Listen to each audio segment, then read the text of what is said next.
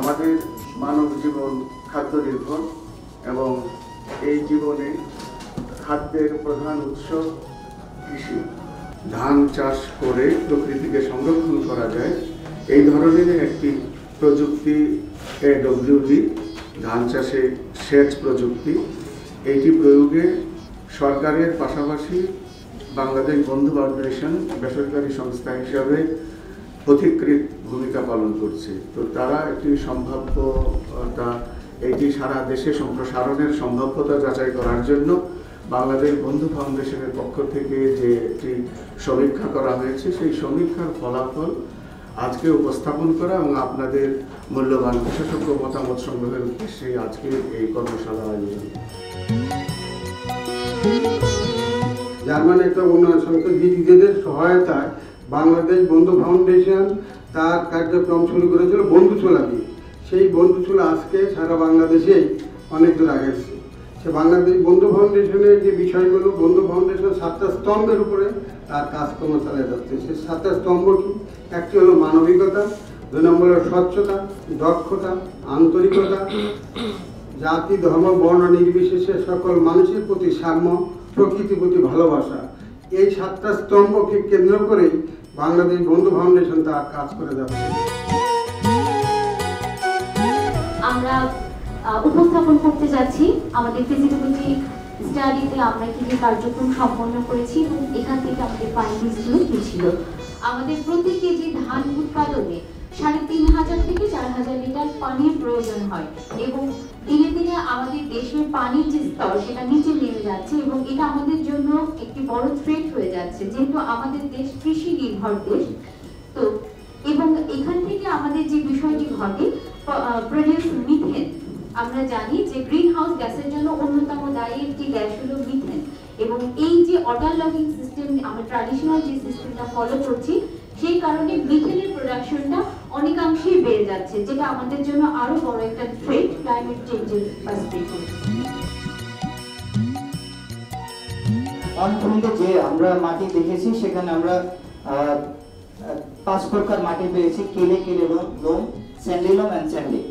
নরসাদপুর ইউনিয়নের এখানে আমরা যে মাটিতে কাজ করছি, ধামাইলে ছিল আমাদের কেলে লোম, মুরাইলে ছিল কেলে, এবং পাশে দুরসাসিয়া উপজেলার এখানে একটি গোবিন্দপুর ইউনিয়নের আমরা যে শেরপুর গ্রামটা কাজ করছি, সেখানে আমাদের মাটি ছিল লোম।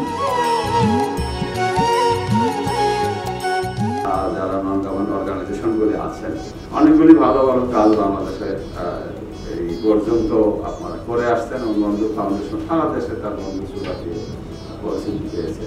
তো আজকে আপনারা এগ্রিকালচারের উপর কাজ করতে আসছেন, এটি আপনারা স্বাগত জানাই এবং আমরা মিনিস্ট্রির পক্ষ থেকে, ডিএর পক্ষ থেকে এবং এগ্রিকালচার মিনিস্ট্রির আওতাধীন যে সমস্ত দপ্তর সংস্থা সবাই আপনাদেরকে সহযোগিতা করবে। যখনই বড় চাষে অল্টারনেট এই যে এডব্লিউডি প্র্যাকটিস তারা করতে যাচ্ছে, সেখানে স্যালারিটি রেজ করে যাচ্ছে। যখন সেই ড্রাই ক্রপটা চলে আসছে, সেখানে মাটির উপরে লবণ ফুটে উঠছে, ফলে সেখানে কি কৃষক সেই রিস্ক নেবে? টাঙ্গাইলে আমরা কাজ করেছি, এই কবি নজরুল কর যেটা হয়েছে সেটাতে ওই সময় দেখেছি যে আমরা যখন বৃষ্টি খুব বেশি হচ্ছে, এত ক্লে সয়েল যে পানি যখন বেশি দেওয়া হচ্ছে, সেই পানি সহজে সরছে না। আবার যখন শুকিয়ে যাচ্ছে, তখন একটু যখনই ফেটে যাচ্ছে, তখন সেখানে পানি দিয়েও পানি রাখা যাচ্ছে। তো এই যে মাটির বৈশিষ্ট্যের কারণে আমার এডব্লিউডি প্র্যাকটিসেরও যে সেখানে চেঞ্জ আসতে পারে, এই বিষয়গুলো আমাদের মনে হয় যে একটু ভাবা দরকার। তো আমার নিজস্ব যেটা ইচ্ছা যে আমি চেষ্টা করব যতটুকু সম্ভব আমার জায়গা থেকে আমি আমার 100% করার।